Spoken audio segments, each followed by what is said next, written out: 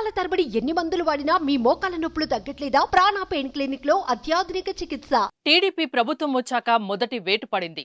TTD ఈవోగా ఉన్న ధర్మారెడ్డిని AP ప్రభుత్వం తప్పించింది.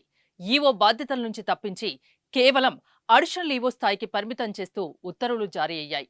ధర్మారెడ్డి స్థానంలో ఐఏఎస్ అధికారి జె శ్యామలారావును టీటీడీ ఈవోగా ఏపీ సర్కార్ నియమించింది. శ్యామలారావు 1997కు చెందిన ఐఏఎస్ అధికారి. ఉన్నత విద్యాశాఖ ముఖ్య కార్యదర్శిగా ప్రస్తుతం పనిచేస్తున్నారు.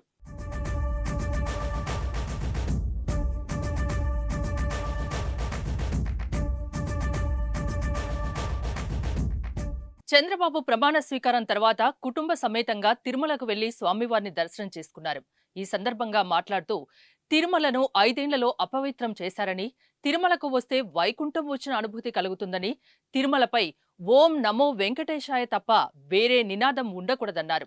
తిరుమల కొండపైకి గంజాయి, నాన్ వెజ్, మద్యంతో పాటు అన్యమత ప్రచారాల్ని కూడా అనుమతించారని చంద్రబాబు ఆగ్రహం వ్యక్తం చేశారు.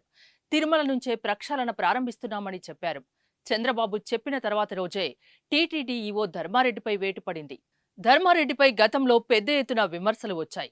ఉద్యోగులకు కనీస ప్రాధాన్యం ఇవ్వకుండా నిరంకుశంగా వ్యవహరించారనే అపవాదు ఉంది. ఉదయం 8 గంటల నుంచి మధ్యాహ్నం 12 గంటల వరకు బ్రేక్ దర్శనాల సమయాన్ని పెంచారు. దీనివల్ల సామాన్య భక్తుల క్యూ లైన్లు 2 నుంచి 3 కిలోమీటర్ల మేరకు వ్యాపించేలా చేశారని విమర్శల పాలయ్యారు. క్యూ లైన్లో తాగునీరు కూడా ఇవ్వలేదనే విమర్శలు ఎక్కువగానే ఉన్నాయి. ప్రసాదాల నాణ్యతపై పలుమార్లు భక్తులు మండిపడ్డారు.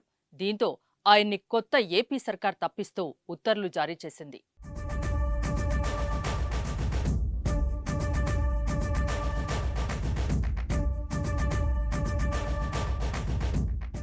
సుమన్ టీవీలో మీ పర్సనల్ అండ్ బిజినెస్ ప్రమోషన్స్ కోసం కింది నెంబర్కి కాంటాక్ట్ చేయండి.